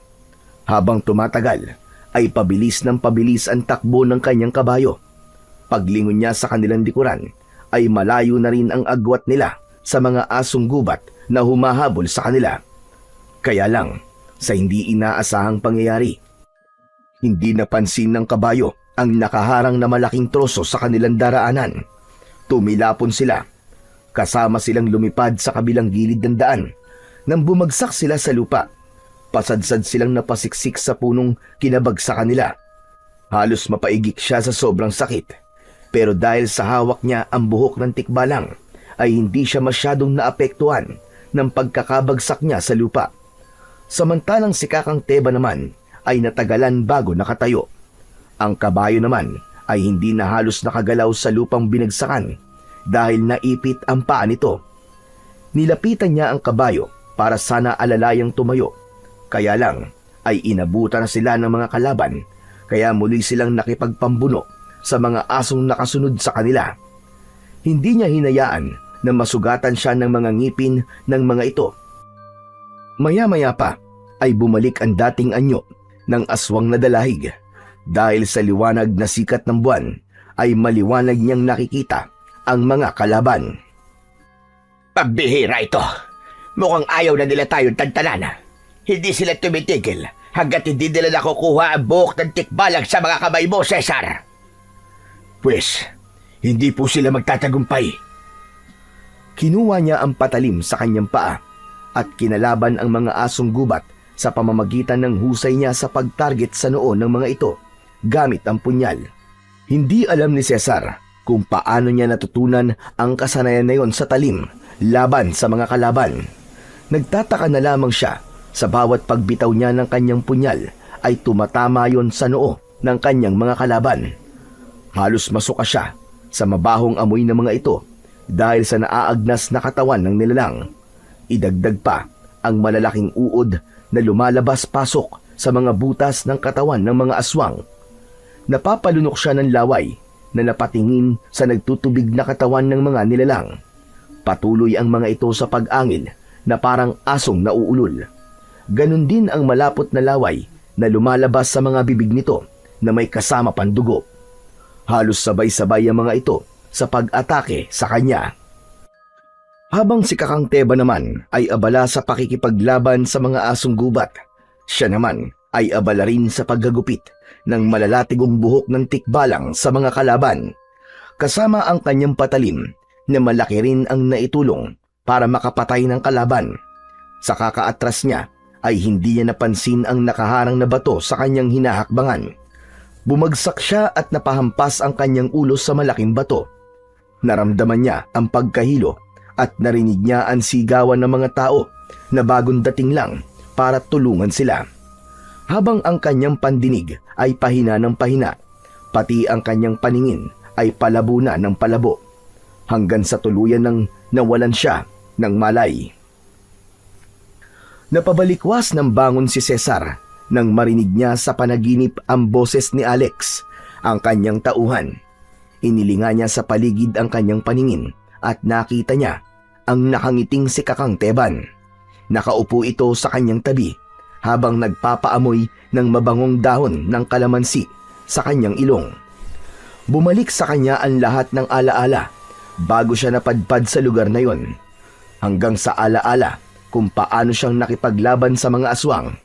Lahat ng yon ay malinaw sa kanyang isipan. Natakot kami sa iyo kagabi, Cesar. Nang makita namin na lumabas ang dugo sa ilong mo, pati na sa tenga mo, dahil sa lakas ng pagkakabagok ng ulo mo sa matalas na batong yon. Mabuti na lamang at dumating ang mga kasama natin. Hindi tayo tuluyang napahamak sa kamay ng mga aswang. Saka pala, kumusta na ang pakiramdam mo ngayon? Maayos naman na po ang pakiramdam ko. Sa palagay ko po, ay hindi ko po makakayanang labanang mag-isa mga aswang na dalahig. Marami po sila masyado.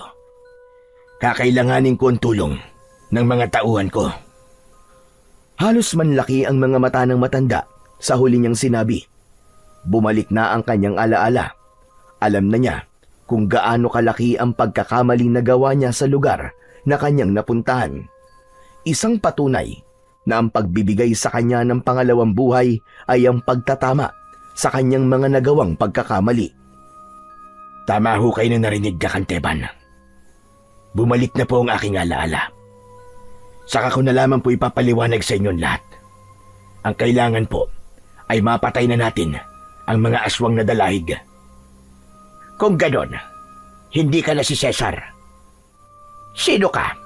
At ano ang pangalan mo? Wala hong pinag-iba. Ako po. Ako pa rin si Cesar. Ipagtatapat na sana niya na siya ang general na tinutukoy ng matanda nang huli silang magkausap. Subalit pinigilan niya ang kanyang sarili. Hindi pa yon ang tamang oras para malaman ng matanda na siya ang walang yang general na tinutukoy nitong nagbibigay proteksyon sa mga sindikato. Bigla siyang nakaramdam ng pagkakapahiya sa kanyang sarili, maging sa paningin ng mga taong tumulong sa kanya. Kailangan ko po munang bumalik sa Maynila. Kailangan ko pong humingi ng tulong sa mga kasamahan ko. Babalik ko rito at nangangako po ko na ako mismo ang magpapasara sa planta na matagal nang nagpapahirap sa mga tao rito. Kung hindi po ako nagkakamali, sa planta rin na yon, naninirahan ng mga aswang na dalahig. Nako, maraming salamat talaga, Cesar. Tatanawin namin ng isang malaking utang na loob ang tulong mo na ito sa amin. Umaasa ako na babalik ka at tutuparin mo kung anong ipinangako mo sa amin. Magtiwala lamang po kayo, Kakang Teban. Huwag po kayo magpasalamat sa akin. Kung tutusin, ay kasalanan ko po ang lahat. Paano ka pala makakabalik sa Maynila, Cesar?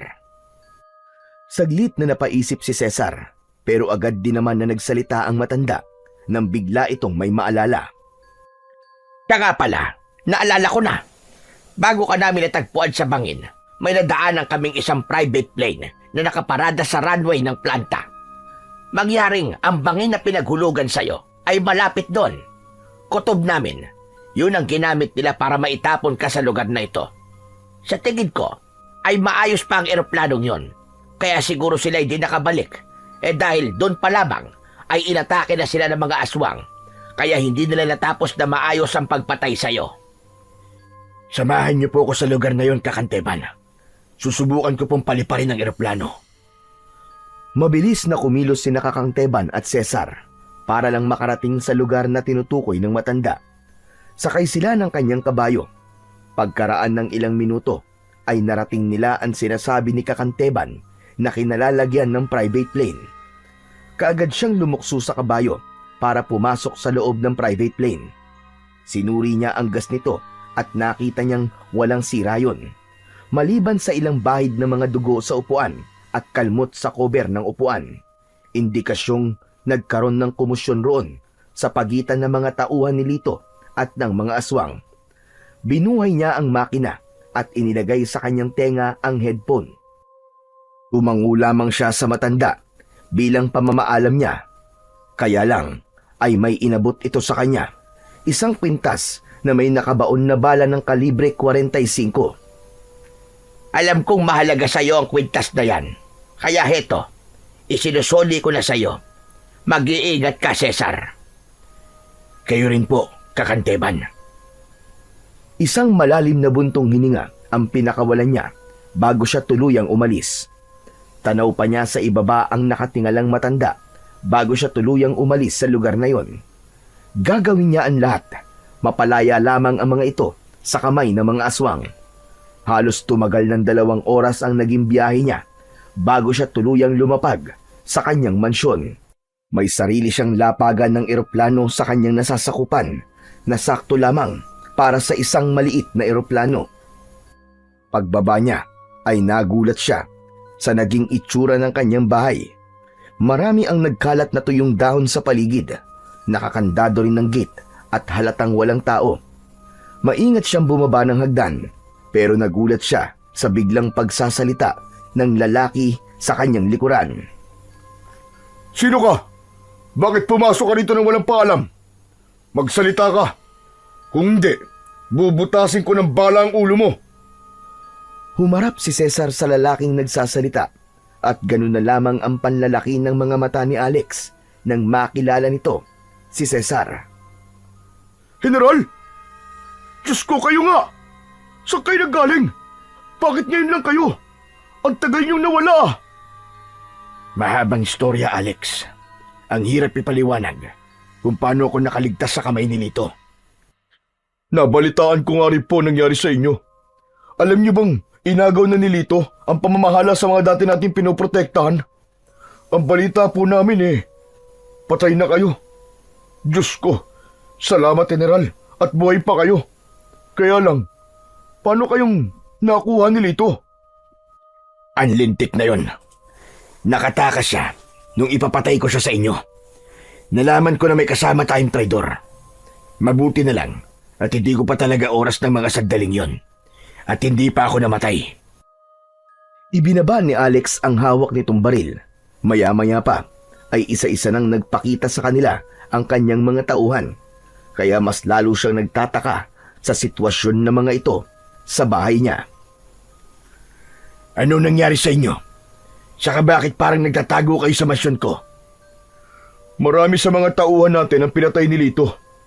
Salamat naman General at nakabalik na kayo. Mababawi na natin ang mga kinuha nila sa atin. Hindi, Alex. Wala tayong babawiin dahil wala tayong pag-aari.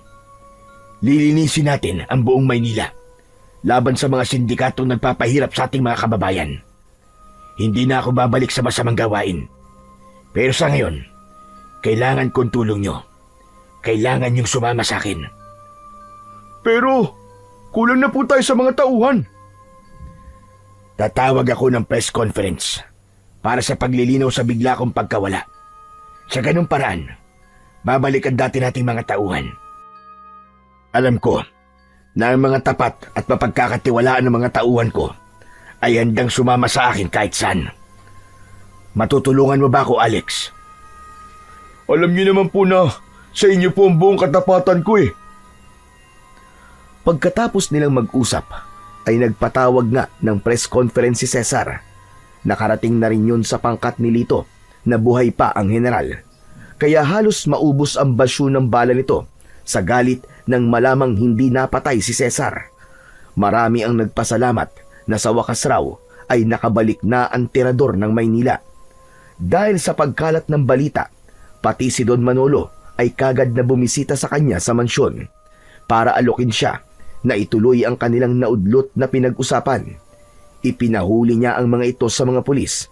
Ibinigay niya rin ang mga ebidensya sa mga pulis at isiniwalat niya na ito rin ang nagpanakaw ng mga gold bars sa mga turista. Marami ang naipakulong ni Cesar.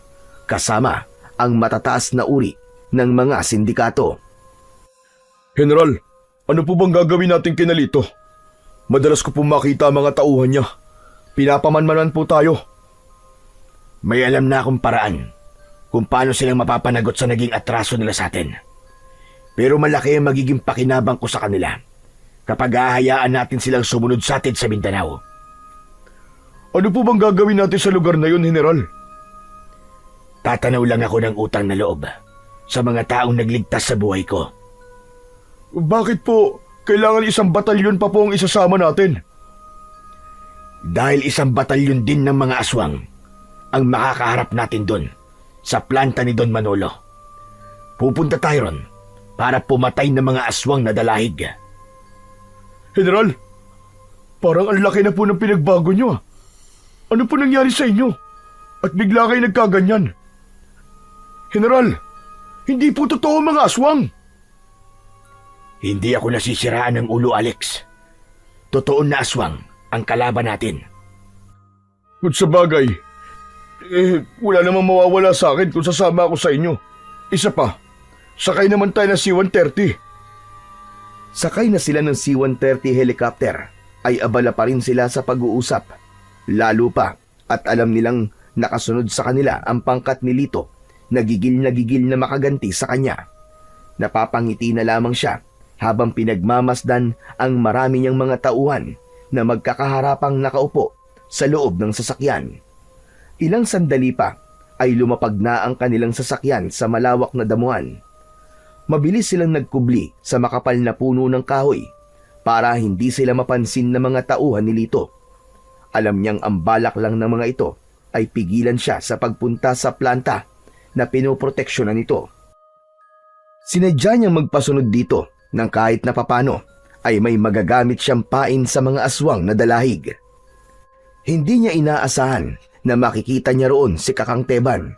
Seryoso ang mukha nito na parang kilala na siya nito dahil sa uniformeng suot niya at sa mga estrelya na nakalagay sa kanyang balikat.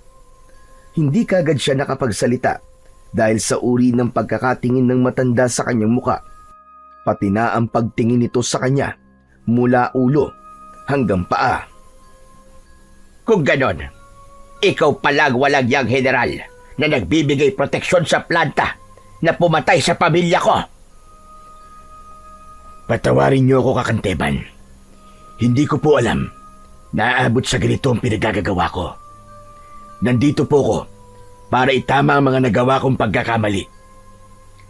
Madaling magpatawad, pero ang sugat na nilikha ng pagkawala ng pamilya ko ay habang buhay kong hindi makakalimutan. Gagawin ko lang po muna kung ano na ipangako ko sa inyo bago ko po haharapin ang mga nagawa kong pagkakamali sa inyo. Samahan lang po nyo kami papunta sa planta. Sigurado na ba talaga kayo, General? Nagagawin niyo to? Walang dahilan, Alex, para itigil to. Pero, General... That's an order, Alex. Maraming sibilyan na mapapahamak. Kailangan natin silang protektahan. Malalaman mo rin ang kahalagahan ng misyong ito kapag nakaharap na natin ang mga aswang na dalahig. Parang ang laki na talaga ng ipinagbago niyo, General. Hindi na po kayo ang general na nakilala ko. Sinasabi mo bang hindi ka sang-ayon sa pagbabagong ginawa ko? Ay hindi. Hindi po, General. Natutuwa lamang po ako na hindi na po kayo ang masamang general na nakilala ko noon.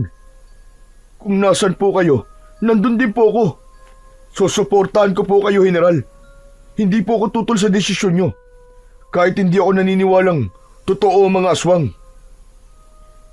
Totoo ang mga aswang. Pero ang nilalang napapatay nyo ay gawa-gawa lang ng mga taong nagkamali sa kanilang eksperimento at sa kasawiang palad. Isa sa mga planta na dati nyo pinoproteksyonan ang nakagawa ng ganitong pagkakamali. Halos lahat ng mga tao rito ay infected na ng nasabing virus at isa na silang ganap na mga halimaw na uubos sa mga natitirang tao na naninirahan dito. Kaya sana, gawin nyo ang nararapat para mailigtas sa mga tao. Magsasalita pa sana si Kakang Teban nang biglang umalingaw-ngaw ang malalakas na putok ng baril sa gitnang kakahuyan. Kasunod ang malalakas na sigawan ng mga tauhan ni Lito. Malalaki ang mga hakbang na pinuntahan nila ang pinagmumulan ng putok ng mga baril. Narinig niya ang halinghing ng kanyang kabayo sa kanyang likuran. Kaagad siyang sumampa sa likod nito. Dala ang kanyang ginintuang buhok ng tikbalang. Inihanda niya rin yon habang ang liwanag na taglay nito ay kitang-kita niyang nakabalot sa kanyang sandata. Nagsimula na rin ang pagliwanag ng buong katawan ng kabayo. Sabay patakbo niya sa kabayo. Siya! Nauna na siya sa kanyang mga tauhan kasama si Kakanteban. Narating nila ang planta na nakatayo sa gitna ng kagubatan at nagulat sila sa dami ng mga aswang na lumalantak sa katawan ng mga tauhan ni Lito. Hindi ito basta-bastang tinatablan ng mga bala ng baril kung hindi ito mapapatamaan sa ulo. Kaya naman, mabilis siyang bumaba ng kanyang kabayo at inasinta niya ang ulo ng mga halimaw. Maya-maya pa ay dumating na rin ang kanyang mga tauhan. Walang habas na pinagbabaril ng mga ito ang mga nilalang na nagpalit ng anyo bilang isang asong gubat. Si Kakanteba naman, gamit ang tungkod, ay sumugod na rin sa mga kalaban, habang si Greco ay nananatiling nakatayo malayo sa mga alagad nito.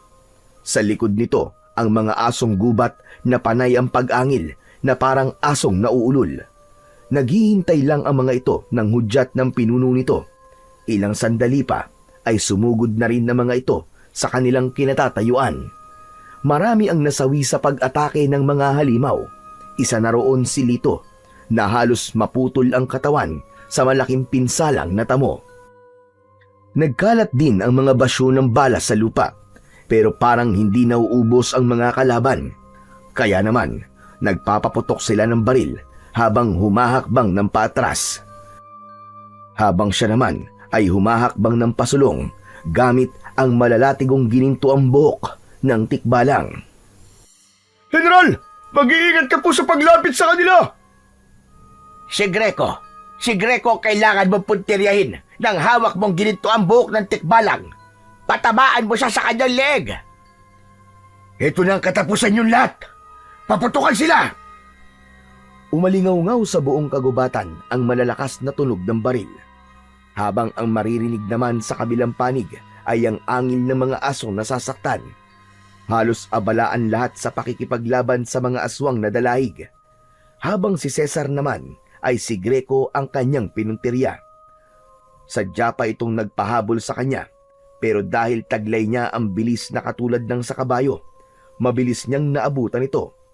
Sinakal niya ito ng kanyang hawak na buntot ng tikbalang, pero nakaikot ito at nakaganti sa kanya ng sipa sa sikmura. Napaatras siya sa lakas ng impact ng paa nito sa kanyang sikmura. Kaya naman, sumerko siya sa ere para gumanti rito ng sipa sa ulo. Bumagsak ito sa lupa na mabilis din naman niyang sinabayan ng paghagupit ng kanyang sandata. Tinamaan ito sa leeg, kaya sinamantala naman niya ang pagkakataon na yon. Niluhuran niya ito sa sikmura bago niya sunod-sunod na pinagpapapalo ng gininto ang buhok ng tikbalang ang leeg nito hanggang sa masunog ang buo nitong katawan. Nang tumingin siya sa mga kasamahan niya na abala pa rin sa pakikipaglaban sa mga natitirang aswang, ay nakita niyang isa-isa nang bumabagsak sa lupa ang mga kalaban hanggang sa masunog ang mga ito na parang mga natutupok na kandila. Napuno ng usok ang buong paligid. Sakto naman ng pagdating ng mga tao at nakita ang mga nagkalat na katawan ng mga aswang sa damuhan. Habang ang kanya namang kabayo ay katatapos lang ding sipain sa muka ang asong gubat na kalaban nito. General! Nagawa niyo po! Natalo po natin ang mga aswang! Hindi ko akalaing totoo mga aswang. Iniisip ko tuloy na baka nasisiraan na kayo ng ulo Talagang alam ko naman na ganun ang iniisip mo sa akin. Pero salamat sa Diyos, malaya na mga tao sa lugar na ito. Oras na para bumalik tayo sa Maynila. Maraming salamat sa naging pagtulong nyo sa amin, Cesar. Ay, hindi lang pala basta Cesar. Pasensya na po, General Cesar. Hindi na po kailangan ganun, Kakanteban. Cesar na lamang po. Kakanteban, muli po ako nagpapasalamat sa inyong lahat sa nagawa niyo pong pagtulong sa akin sa pagliligtas sa aking buhay. Patawarin niyo po ko kung isa ako sa naging dahilan ng pagkawala ng pamilya niyo. Ngunit ipinapangako ko po, asahan po ninyo na itatama ko na ang lahat ng nagawa kong pagkakamali. Tao lang din kami, General, na kayang magpatawad sa mga nagkakasala sa amin. Hangad naming lahat, natutupad ka sa mga naging pangako mo. Itatama mo ang iyong pagkakamali at huhulihin ng mga taong nagkakasala sa batas. Pinapangako ko po, Kakanteban. Maraming salamat po sa inyo. Nauna nang umalis ang kanyang mga tauhan kasama si Alex. Naiwan siya dahil kailangan pa niyang magpaalam sa kanyang kabayo at isoli ito sa mundo nito. Pero nagulat siya nang bigla itong maging isang tikbalang. Ang tikbalang na nagbigay sa kanya ng kapangyarihan. Isusoli niya sana ang buhok nito, subalit tumanggi ito at gamitin daw niya sa paggawa ng mabuti sa kapwa at sa pagpapatupad ng patas at pantay-pantay na pagtingin sa batas. Sana raw ay meron siyang natutunan sa mga nangyari sa kanya. Naipasara niya ang planta at sinira ang mga kagamitan doon. Inilihim niya ang tungkol sa masama niyang gawain. Sa halip, gumawa siya ng kabutihan sa pamamagitan ng isa-isang pagdadakip sa mga kawatan at kumakalaban sa batas. Marami ang mga nahuling sindikato. Marami ding naipasara na mga bahay aliwan.